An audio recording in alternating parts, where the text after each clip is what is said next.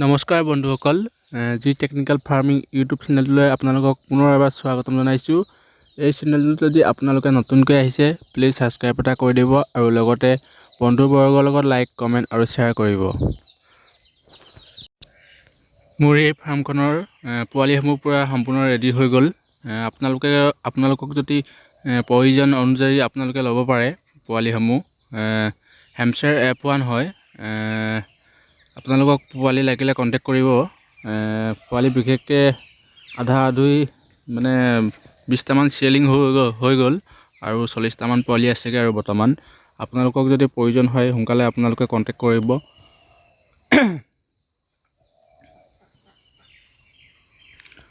এইটো যদি চাওক কি সুন্দৰ পোৱালি হয়।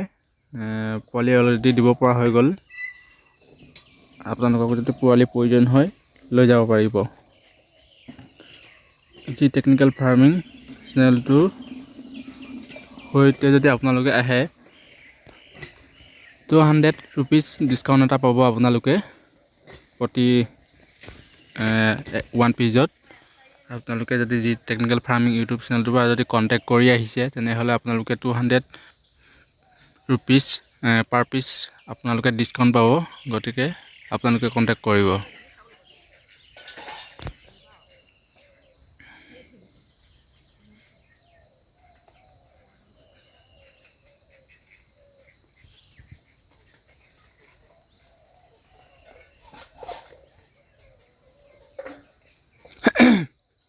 কুই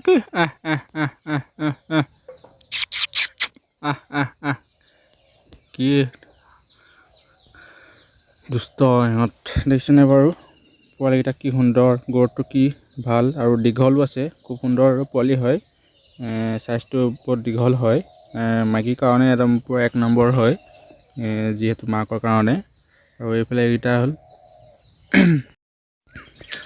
আৰু এইফালে এইকেইজনী মাক হয়। মানে এইকেইজনী বিকিম বুলি ভাবিছোঁ। 4জনী আছে। জিন্দা ৱেট মেক্সিমাম 4 কুইণ্টেল 50 কেজিমান হ'ব। 260 টকা পালে দি দিম। কোনোবা যদি উৎসুক থকা ব্যক্তি বেপাৰীয়ে যদি ল'ম বুলি যদি ভাবিছে তেনেহ'লে আপোনালোকে কণ্টেক্ট কৰিব পাৰে। 4জনী চাই লওক। আৰু এইফালে আছে এইটো আজি জগিছে পোৱালি, এদিন হৈছে। বিশেষকৈ 6টা পোৱালি দিছে। 12টা দিছিলে, বাকী 6টা পোৱালি মৰি গ'ল পেটৰ ভিতৰতে, আৰু বাকী 6টাহে পোৱালি থাকিলে। চাই লওক। এইকেইটা যদি কোনোবাই যদি উৎসুক থকা ব্যক্তিয়ে যদি বেপাৰীয়ে যদি ল'ম বুলি যদি ভাবিছে আপোনালোকে কণ্টেক্ট কৰিব। 260 টকা পাৰ কেজি জিন্দা ৱেট পাৰ কেজি 260 টকা পালে দি দিম। গতিকে আপোনালোকে কণ্টেক্ট কৰিব। আৰু এই চেনেলটোত আপোনালোকে আহি আজিলৈ ভিডিঅ'টো ইমানেই। সকলোকে যিসকল মোৰ এই চেনেলটোত ছাবস্ক্ৰাইব কৰিছে তেওঁলোকক অশেষ ধন্যবাদ। আজিলৈ বাই বাই।